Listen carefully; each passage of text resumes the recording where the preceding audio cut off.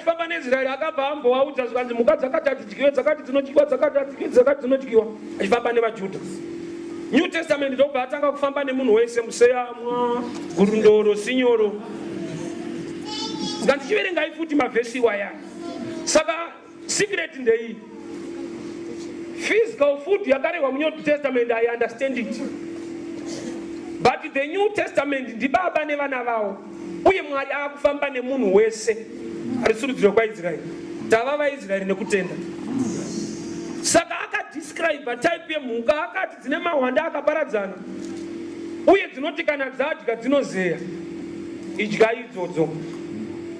Rega ndidzitaure mhuka idzodzidzi. Dzine mahwanda akaita sei? Akaparadzana. Kureva mahooves naika.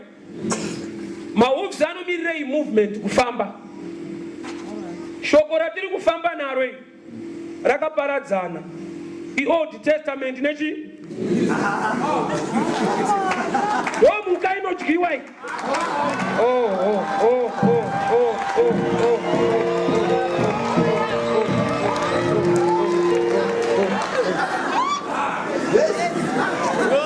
Ko inozeya papi? Okay. Joshua chapter 1 verse 8.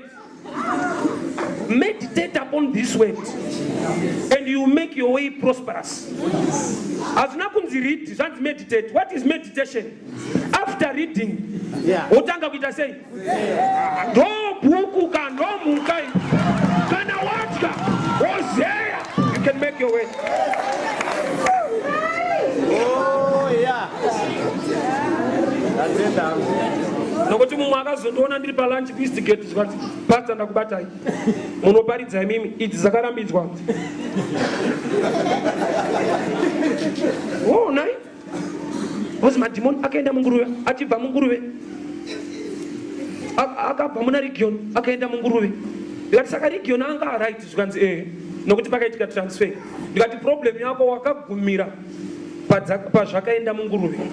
Kana wakatenda kuti kana zvabva muna region right nokuti paitika transfer, enda unoverenga pamberi nguruve dzakaenda mumvura.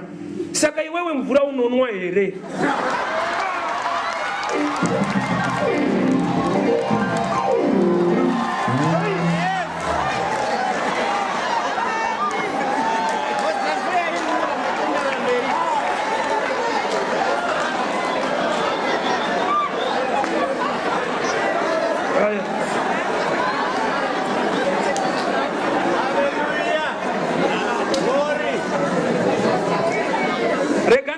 Type iri kudya mhuka dzakarambidzwa.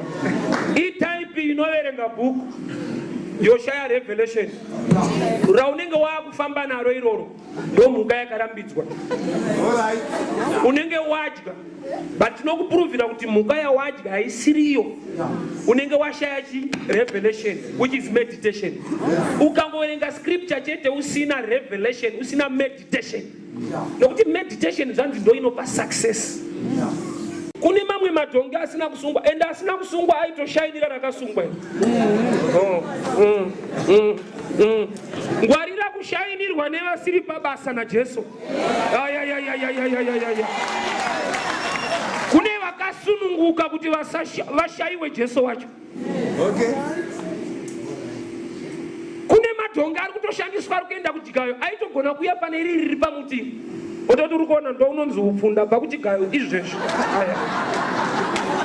Kune vanogona kuuya kwauri votokuudza ndo inonzi marriage. Muri kunonoka, ndauya kuzokusunungura. Rega Mwari ane purpose newe. Dhongi rakashainirwa nguva refu iri. Mamwe madhongi aiuya iri rakasungwa neunemployment. Mamwe madhongi ouya oti tatobva kugraft.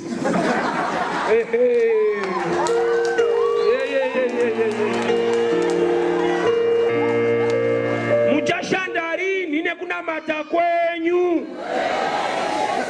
Gamba wandinonamata kanganwe kuti ndakaitwa sei? Hallelujah. Yes. Yes. Hallelujah. Glory.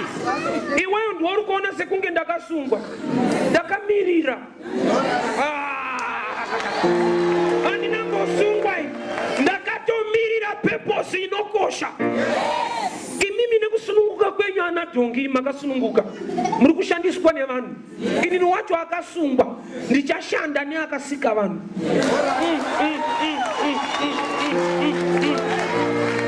Indakubva masununguka zvekushandiswa nevanhu.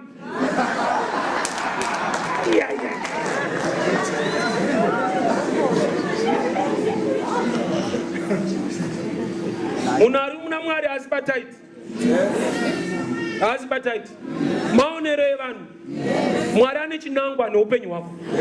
Mwari ane purpose nelife yako.